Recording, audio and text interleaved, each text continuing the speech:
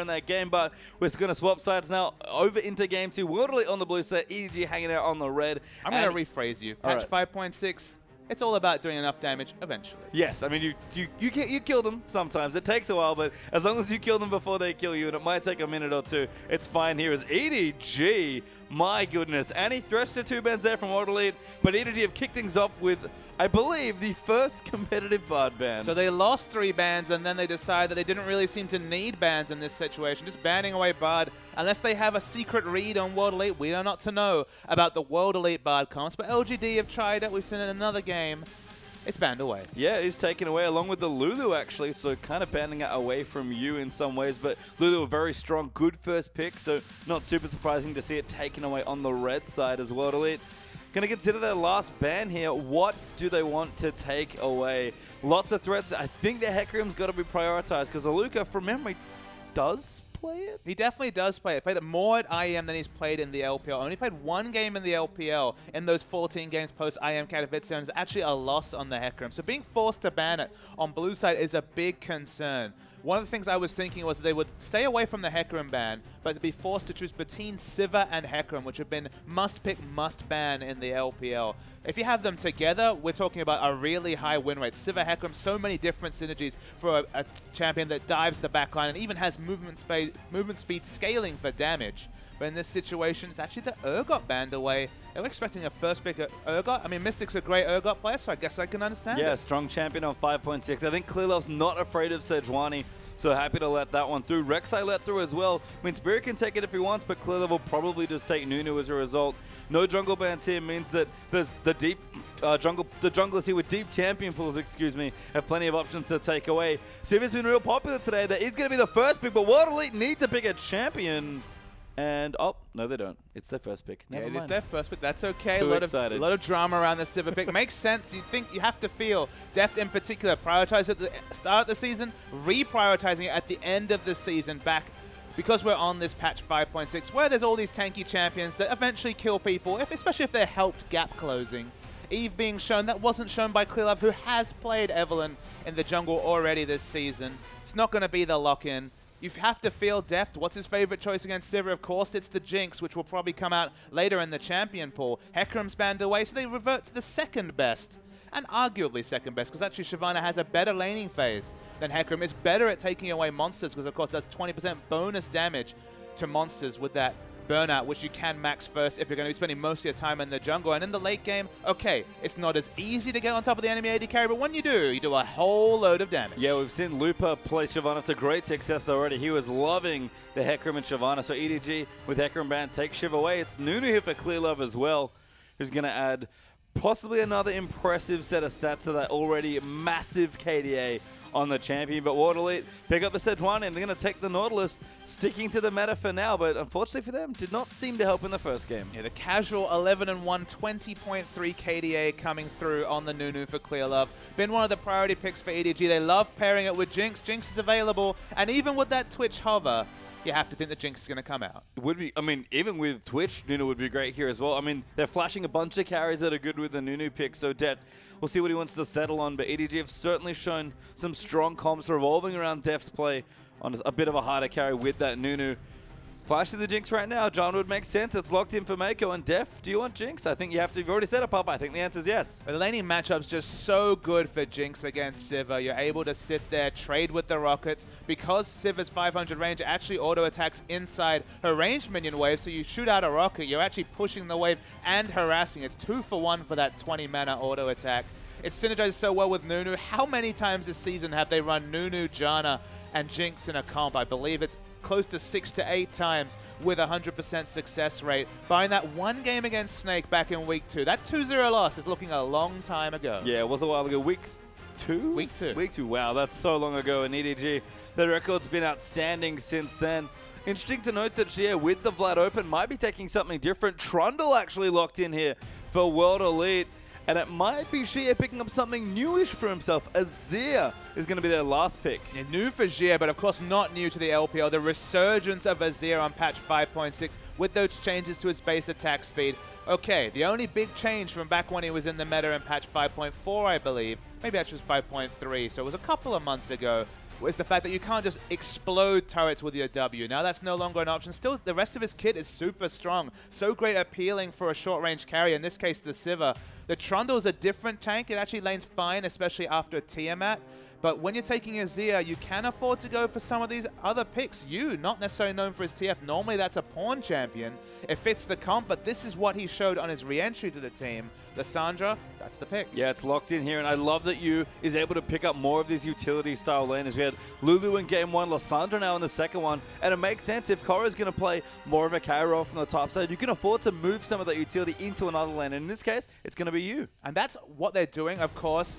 Suddenly the Maokai priority, and it's played so much Maokai this season. You throw Yu into the team, who's been best on these more wave clear orientated champion. Again, Lissandra, good laning, good wave clear, decent burst in a fight, but not necessarily known for a late game damage. Again, you summed it up correctly. You throw in Shyvana, that's the damage right there for you. We already saw Hecarim worked out just fine. Shyvana, no slouch herself. Yeah, and I'm ready for some pretty sweet Lissandra Shyvana dives. Pretty terrifying stuff potentially as a Luca, big tank in the top side, but something different. Trundle versus Shyvana. Yeah, we've seen some Trundle. Flandre in particular has been playing it. You have to go for an offensive item early, so you can't go as cleanly for tankiness as Shyvana, who can just rush that skirmisher's saber. But after the Tiamat, you can get super, super tanky on Trundle. Pretty curious about this matchup as well. Shia versus Yu with the Xia versus Lissandra. Could be seeing some aggressive ease toward the Emperor there. Sivir versus Jinx, of course. Mystic going to want to get the hell out of this lane. Yeah, Mystic, that's not a 2v2 lane of note, even when you're throwing in Nautilus against Janna. Usually Janna means passive laning phases,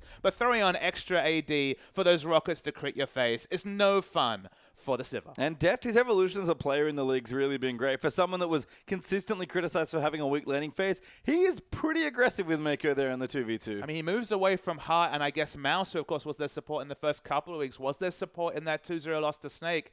Mako, good support, but he's really opened up Deft to be so much more aggressive in lane, and the result has been such a run of form for EDG. Yeah, they're a great bottom lane here, and in fact, the team's great in general. Let's watch EDG again as they're going to get straight in a game 2.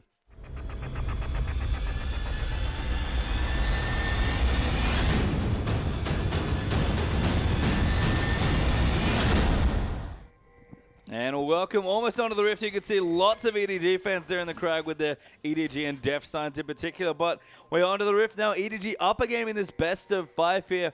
Had a strong game with lots of tanks there, actually, in the game 1 competition, but back to much more traditional EDG style now. So EDG are in a bit of a quandary. We saw last game, despite having a very favorable lane matchup, they elected for the 1v2 just to open up time for Koro to pop out on the Hecarim and farm up. Again, we're in a situation where Koro has the teleport smite.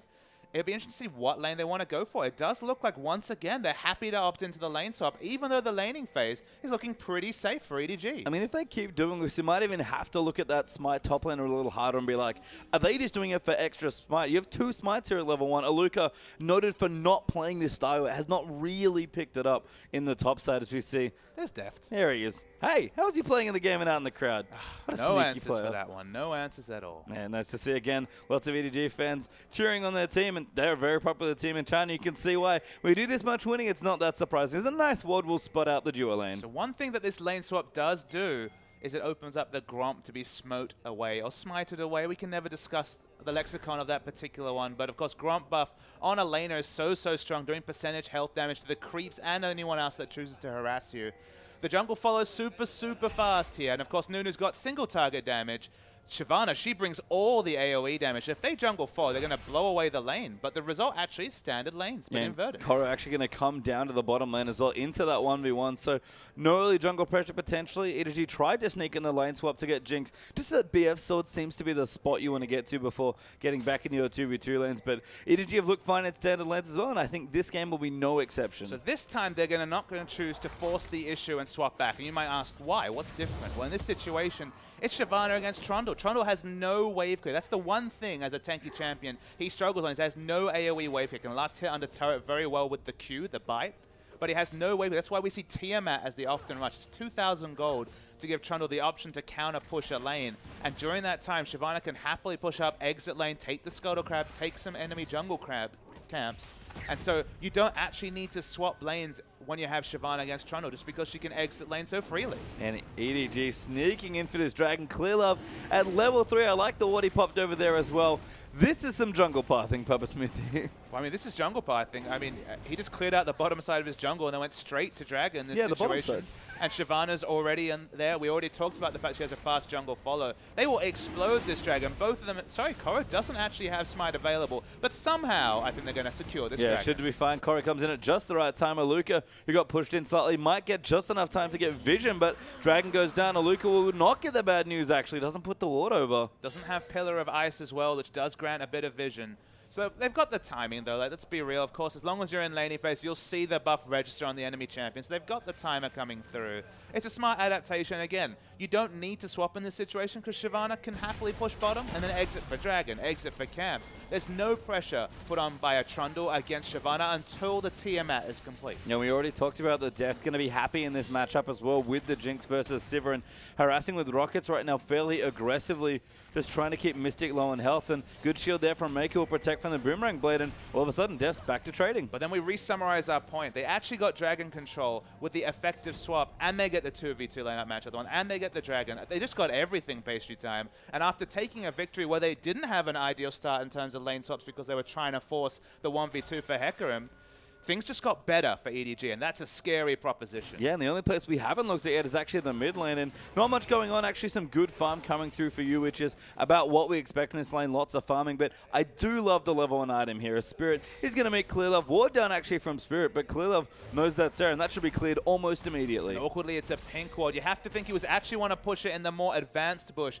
not into a brush that Nunu was likely to check, but the result, the pink ward, the 100 gold investment. Take 100 gold over those global gold totals.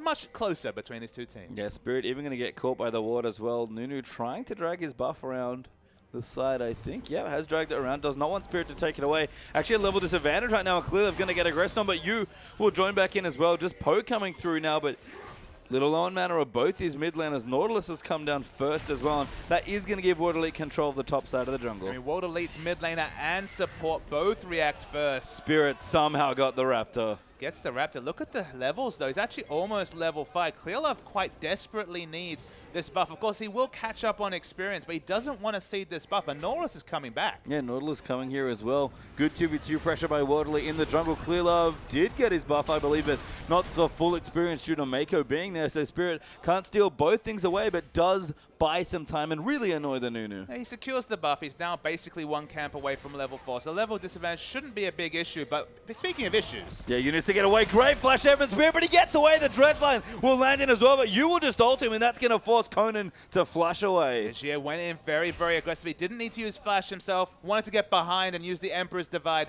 to push him out of turret range, but no kill can be confirmed. Yeah, you fine right now. Shia will get probably slightly ahead or even on CS, as it's very close between the two. And I said I like the flash from you, just keeping up in mana. Again, emphasizing a lot of that wave clear early on, because Azir, he can harass you out. Absolutely. As a shorter range champion, of course, you have to get into about 375, 400 range of the creep line to push it in. You can get harassed out by Azir. This is a similar adaptation that we saw when I believe it was Pawn was playing Twisted Fate against Azir and went for the flask rather than boots or even the Dawn, just for extra regen. It just secures their laning phase, which can be really tricky against the Azir. And getting to level 6, important for both those champions. So securing all your early creeps and experience, lovely stuff to have as you returns back to his lane with a Fiendish Codex. And look, Yu does have a lot of kill pressure, especially from level 6 onwards. The one thing that Azir can't deal with is strong gap close into burst damage. That's really the only way to take down Azir, because of course otherwise, if you have any sort of sustained damage, just happily pushes you away with the Emperor's Device. There is kill pressure coming on. Specifically, Jia didn't take cleanse like a lot of Azir players usually do against Lissandra, so in this matchup, does have to be defensive. Yep, diving coming now as well. Clearlove's going to rotate down Koro in there as well. Lissandra going to dive in. Ultimate there. Flash ulti there coming through into Aluka. Snowball in there as well. And the first blood goes to Nunu. Goes to Nunu. Clearlove picks it up. So much turret dive available, but used desperately low. Gets sniped there by Xie and Clearlove. That's going to force a flash. Xie flashes in, but Xie follows over the wall. A good ulti by Spirit. It's going to tag him there as well. And Clearlove's out of mana. Gets pushed back in by Xie, who walked back through his Emperor's Divide and still chasing in a little low on mana. He doesn't have a lot of mana. No, Clearlove just tanking off with the big beefy Nunu, and he'll walk out. The man who never dies, Nunu, and by Clearlove good gets ulti away. There coming through now. Exhaust onto Mystic as well. Deft rotating back in, needs a few more rockets. Going to turn onto Conan actually as the next target. Deft aggressive, but can't finish the kill. The one thing you can note about Deft that players should take note is just how smart he was swapping between his minigun and his rocket launcher range. quickly turned into minigun just to do extra DPS to Nautilus when he realized he wasn't going to get the last auto attack onto Mystic. So DPSs them both down. Now they find it that much started to stay in lane. Just excellent Jinx mechanics coming through as expected. Yes, and blue buff there onto you now as well, looking strong. Xie be able to pick his up fairly soon, you have to think. And we'll just continue some of the wave clear battles here in the midsection of the map. Spirit now on top of his red buff should take that away from himself and get closer towards his next major item. In fact, Cinderhawk already completed there for Sejuani. And of course, Sejuani has that health scaling on the Northern Winds W, so can just DPS down those camps really, really fast. So, of course, happy with the fast Cinderhawk. No boots, but has the Arctic Assault for mobility, so feeling fine. Yeah, Nunu done with his as well, so Clearlove matching items there, plus has some good aggressive wards to put down as well. We normally see Nunu, especially Clearlove, loves his early Sightstone, but actually opting for a bit more farming this time around. I was actually going to make that point myself. It's a little bit curious adaptation. Of course, Yu is going to be playing fairly defensively in this lane, has a reliable escape. Shyvana, despite not taking flash, has always been a super hard champion to pin down. So Clearlove, for once, is actually really showing great faith in his laning phase, in his laners to push, because we're expecting Shyvana to push in down bottom. But they're going to have to control these waves on point, because Sejuani's jungle pressure is massive, and there's no extra vision coming out from Clearlove. Yes, especially in Spirit now level 7, as we saw earlier, does have access to that ultimate. So going to come into the mid lane. Yu, though, gets ultied out of it, maybe forced to ulti himself, snares up Spirit, but does go down. Yeah, could have used the ult to buy 2.5 seconds, but it wouldn't have made a big deal. Conan's a little overextended, but Jinx not DPS. And Clearlove coming into the top, but yep, Deft is not quite close enough there, and with BF Swords matching, all of a sudden, Mystic, who had a bit of a rough time there in Game 1, looking a lot better in the early stages. And look, World Elite, they revel in the fact that it's not an overwarded map. Nunu usually, as you mentioned, means wards all around the mid lane, opening up space for, it is usually Pawn, of course, to farm. Yu overextended, wasn't that overextended, but Glacial Path not so useful when the Glacial Prison comes your way. And I have to say, Spirit has done an excellent job this game of pressuring Clearlove's Nunu on Sejuani of all champions. Well, I mean, just look at the farm distance, 51 to 29, 22 minions from the jungle especially. That we're talking about, what, 6, 7 jungle camps that he's picked up? You could argue that Clearlove's picked up the first dragon, but of course, not that big a contention as we move into the early game, but it's going to be the second dragon coming through. This will be funny. Quickly. Yeah, they've got 2 smites and a consume here. This dragon's going to get DPS now. I mean, but think about this. Remember, he also has the Flame Breath E that does 2.5% damage. Max health. There's the dive. Yeah, dive in the top side. Death has to dodge something, but can't dodge Nautilus on Koro. Great teleport. Ulti comes in. Mystic spell shields it, but Koro dives in over the top. Flame Breath onto Spirit as they'll chase out Conan. Yu's roamed as well. Mystic looking to get low, but Aluka stops him in their tracks with the traffic cone, but Lissandra does get the kill onto Sivir, and it's a 2-for-0 win for EDG. And they did not use ultimate yet. Oh, yeah, actually used it onto Xie now. Mako going to dive in as well, but a great Ember's Ride. Going to move them back. Spirit gets the first kill. Mako resets, but Sejuani's on top of them. Too low there. Spirit gets a double kill, gets out of the way. Clearlove uses his ulti. Not enough damage as Xie flashes away, and they're still chasing in. Jinx coming down now as well. Does get the slow, actually snipes it to get excited. Does have more summoners, but a big, messy fight across the rift. The consistent damage from the Shyvana has to be respected. That was the big winner in that fight. Then right at the end, Koro actually moved towards the cove to interrupt the EQ coming through from Azir to get away. Very smart understanding of Azir's escape. It's still very even, though, in the early game patient time. EDG, they only have a 100 gold lead and 2 dragons to show for it. I mean, the 2 dragons are nice, but you're right, the gold lead is barely nothing, and with no turrets really being taken out, it's been a lot of fighting, but not a whole lot of turret damage being done here. We're actually going to see, again, a fairly extended laning phase. And despite going for a more aggressive champion choice in Lissandra, you still feel the fact that he's 1-3-1 Yu, that he's going to be mostly on a wave clear duty, because his item timings are going to be a bit later. It's 12 minutes, crucially still doesn't have the Merlinomicon coming through, that early, cheap 2,300 gold item. The burst doesn't feel like it's ever going to be registered this game, because the item time is always going to be a bit late for you. Yeah, he's just going to keep moving through, clear out what he can. And I'll see where he can get to. She has finished the Athenes actually with those 3 assists and the 1 kill, so looking nice there. Down the bottom, Deft actually swapped back around, and Koro now in a 1v2 can't really hold on to this tower. So they've rotated their minions. Very interesting to see Trundle end up in the mid lane, freshly shopped as well. Not really sure why they've gone for this. It must have just been a big wave down the bottom lane. Yeah, I mean, that's a bit of a... I didn't even notice that until we blended it out, but You happy to wave clear against the Trunda. Oluka patiently waiting. Does have his Tiamat now, though, so pretty decent wave clear coming through. Can hold the lane reasonably effectively. And Azir, don't know if you can hold on to this, but if you can keep their tower up in the bottom side, Waterlead should get the top side turret soon. In fact, they're going to get it now because Korra's forced her back. I mean, the interesting thing to me is, I guess, that Waterlead were going to make... Watching for an engage. Yeah, looking for Spirit to use the ultimate now. Mako coming in as well. Clearly going to move in for some snowballs. Good block there as it comes through. Now Clearly going to use the ultimate. Good Tornado and Spirit. Nowhere good to go. Def going to find him. They'll donate the kill, but you gets it. Well, during all of this, Waterlead do take the top out of turret. We see Sivir on your minimap still pushing in aggressively. Jia caught, but can get away, but there's a lot of damage being done to the inner turret even. Conan going to catch Korra here as well, but Shyvana very tanky at this early stage of the game. Who caught who? Yeah, actually gets aggressive on a Conan. I think Conan now maybe thinking twice about his last bit of action. Still getting low, chasing in the depth charge, finally registering there for the knockup, and that might just be enough space for Korra not to get that next kill, but he's going to follow in. The Riptide down again. Yu's going to look over, right over the top, does go in. Oh, can't quite confirm it. Titan's Wrath keeps him alive. And didn't have the ultimate, crucially. You could see he almost accepted his fate. Watch this rocket. Yeah, Jinx coming in. Oluka! Hero block. Not sure if intentional, but very well done. I mean, not that intentional. Has no armor completed at all. And look at this. Everyone's picking up jungle camps. I actually worked out what Waterlead were trying to do. The big thing they were trying to force, Pasty Time, is they were trying to force Koro to be accountable. When you're against a 2v1 as a Shyvana with Smite, you don't necessarily have the laning summer. You want to exit lane with your Smite to pick up some camps, but you can't do that against Sivir Nautilus. Sivir has that auto attack cancel. She mows down turrets, so trying to make Shyvana accountable, that at least got them inner turret damage. A smart swap coming through from Waterlead.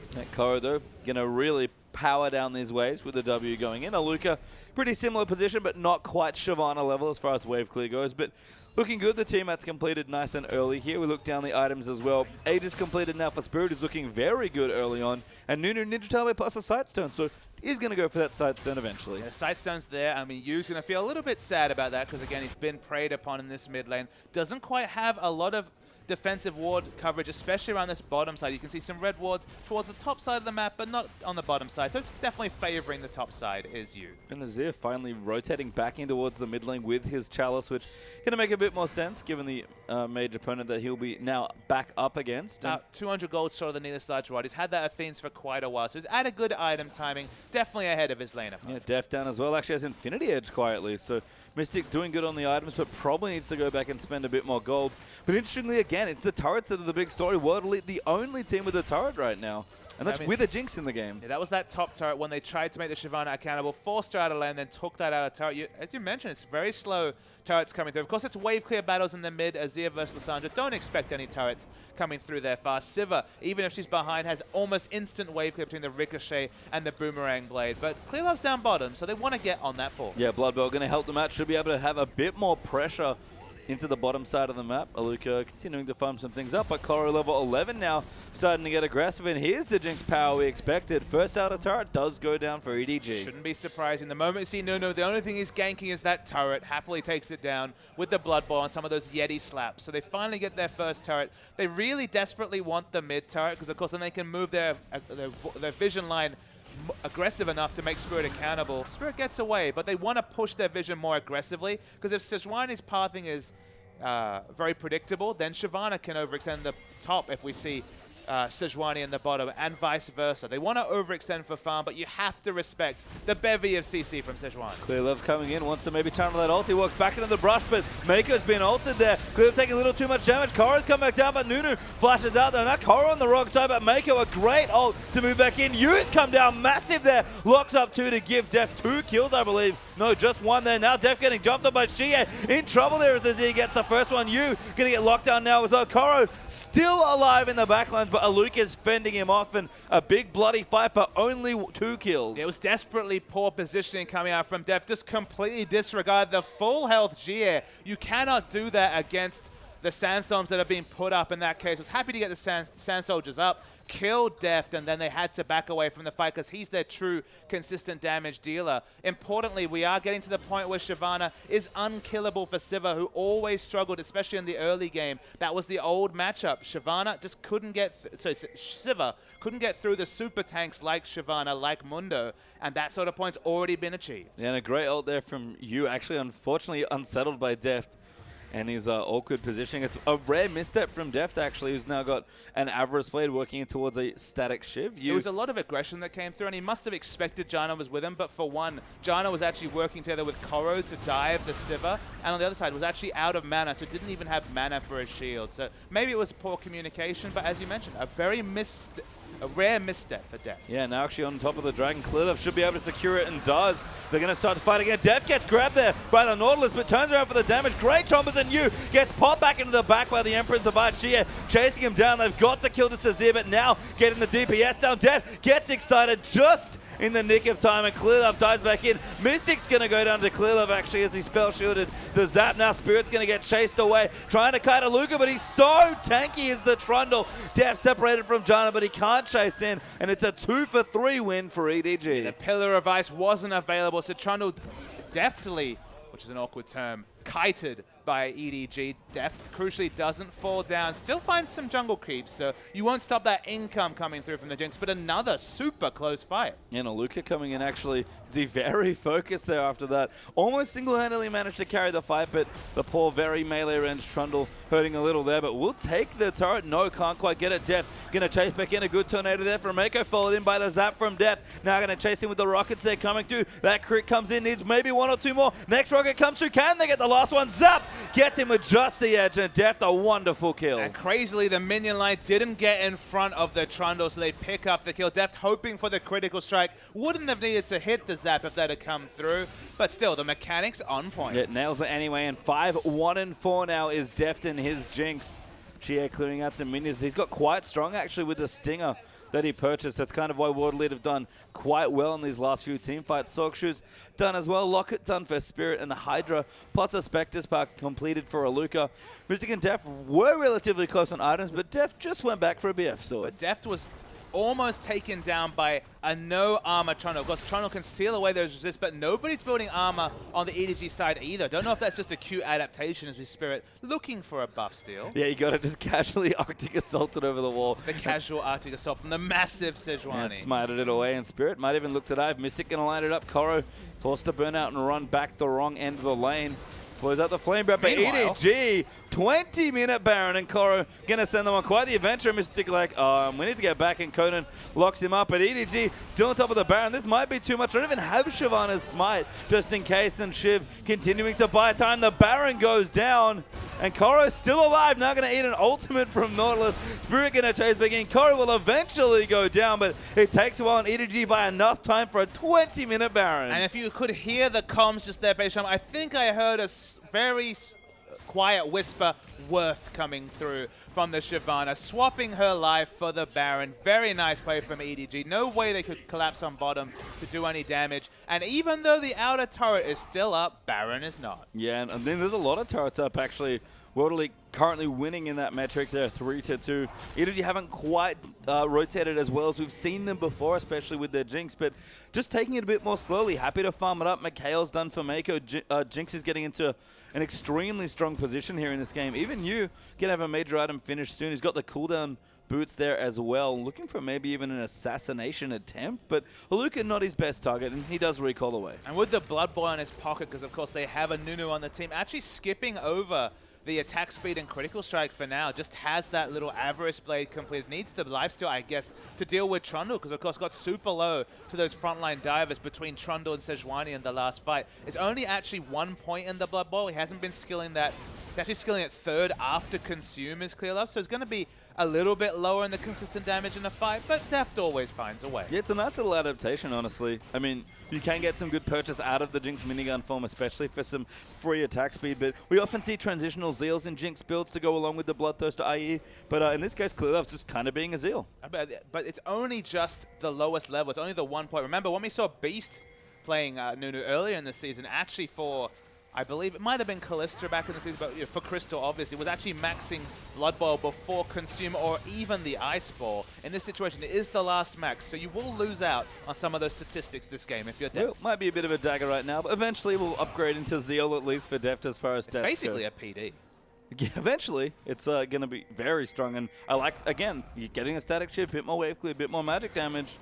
Because, you know, as you said, Nunu's going to provide you extra fan events for you. That coveted 7th item slot. It's all about consistent damage and then the sustain to top him off in fights because he has been falling very low. Deft has been known to vary up his item builds. Of course, was known for Trinity Force Varus, despite that not being necessarily a smart build. But Spirit's going in. Yeah, going on top there. Clear up, tanking the ultimate to a little too much damage. Flushes out again. He's now back. going to come again. You a great ultimate to set up massive damage from the Jinx, and the Zhonya's popped in there as well. Jinx gets the first kill. You does go down, but Deft still coming in. Conan almost dies to the splash damage. Whoa. Gets a double kill with a crit rocket there. Now Aluka getting chased out as well. Will go down as well. Jinx getting very excited in this fight. Gonna get Xie as well. Spirit's gonna go down. Make it a quadra for Deft. Jinx is stoked this game, not just excited. The instant double onto the AD carry was crazy. And there's the slight zoom because he deserves it. And Deft, you just can't give him Jinx. You can't serve Jinx up on a platter. You don't necessarily ban the Jinx, but if you early pick Sivir, this is the response. And if you don't early pick Sivir, he might pick it up himself. Yeah, and let's see that again. I mean, you just wait for this fight. Crucially, the first kill doesn't get registered. They look for it. That's why ClearLove walks back into this fight to ult. He realizes that there's low members and Deft has already hit a massive item timing. So people fall super low, but Deft realizes, okay, I can't get the first kill. Takes down the turret, then just wait for the flash that he gets into this fight. Notices the low health members, notices the fact that the Nautilus had grouped up again, gets an instant double kill. Luca's already at the front of the fight at this point, is taken down as well. And when you're this strong, you just pop the heal, pick up another one, and there's a quadra kill casually for the Jinx. Yeah, served up very nicely there. I have to say, a wonderful ultimate from you, kind of created a second zone. I mean, ClearLove usually the one we herald for big absolute zeros, but you kind of did his job there. But everyone understood that their job was just to get the first kill onto the Jinx, and it looked like they weren't going to. It looked like the EDG were going to get the absolute minimum with the turret, but then he lined it up, flashed in for the crit, and did all the work. Koro flanking right now, though. You getting onto Mystic. That's a big ultimate used as well, but they're going to keep going in. Azonius will get him to safety, and Koro diving massively into the back, gets a kill into Nautilus. You dies again, but Mystic's already down. They just need to kill Xie, but Deft kiting around to Luca right now, but he's free hitting massively on top of Spirit there. Gets another kill. Xie going to go down as well, and Deft does it again. This is what he does on Jinx. He just takes over games with his very smart positioning. Sitting in a cove, they couldn't auto-attack him, and this is why he racks up these massive scores. Yep. And World Elite, it's a best of 5 to go into the semis, but they have to surrender. And Deft, bit of a sly smile there right at the end of the game. He knows he's got at least one more game to play in this best of 5, so can't relax yet. And Spirit remembers Deft being on his team and suddenly doesn't like him very much. Yeah, remembers why he enjoyed playing with him and remembers why he does not enjoy playing against him. And Spirit, who was so happy at the start of the game, looking a little less excited now, and he's so happy. Even crucially, you remember that final against TSM was still very positive when they were 0-2 down. They're 0-2 down again against an EDG lineup that looks like they're going to waltz their way to the finals, let alone the semis later this week. Deft is just so good. We already saw, we confirmed at the start of that game, can sit in the crowd and step onto the field and carry. But he's just that good. He's really, really good, is Deft. And that's sort of the thing for me, I guess, about the early pick Sivir. Mystic knows this. He's played that matchup. He's a great Jinx himself. Sivir's a great champion. I love her a lot in this meta for different reasons, but when you have a strong Jinx player on the enemy team, maybe reconsider that matchup. And that's what I said. They served up the Jinx pick. You don't really ban away the Jinx, but if you early pick Sivir, he's going to pick Jinx to answer. That's why I called it. He showed some other champions, but why go to anything less reliable than Jinx, especially with that strong laning phase? And then again, you don't take the Sivir, he'll probably just lock it in himself. Yeah, and EDG now get themselves to a 2-0 lead in World Elite. Backs against the ropes for the next few games. We'll have a quick commercial break, but when we return, EDG versus World Elite will be here.